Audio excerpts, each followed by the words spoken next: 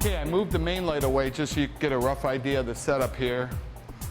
Again, we have our fill up here in the front just coming in, giving us a nice, you're not going to get any bags under the eyes with a light coming from underneath like that. Then over here we have our spot. This is the F16 Turbo Spot, or at least that's what Scott calls it from Talon Photo. And what it is it actually turns your light into a spotlight. And you can see it's got the Fresnel lens up in the front here. But what else is cool about it is you can take these different patterns and you can slide them in there. Again, all I'm trying to do is create different spots on the background. So I'm going to use this to light the background so it's not just, again, just one wash of light. And by putting different patterns in there, you're going to break that up. And then you're controlling the focus of the light by how you move the front of the lens to the back of it.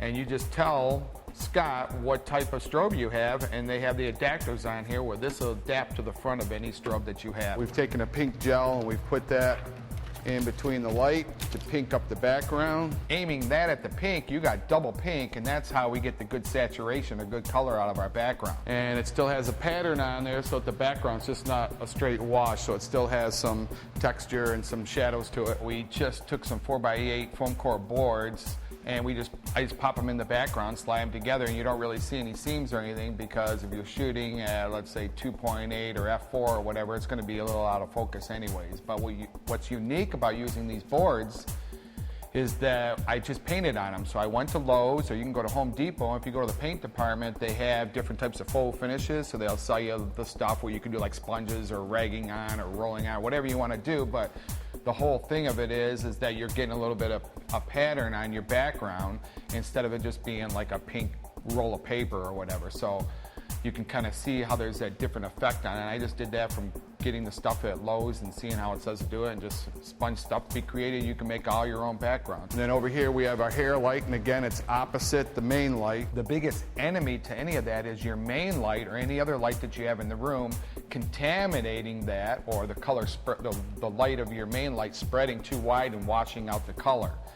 That's why when we take our main light, we feather it, keep it away from the background, aim it at your subject, or remember, light in close falls off fast.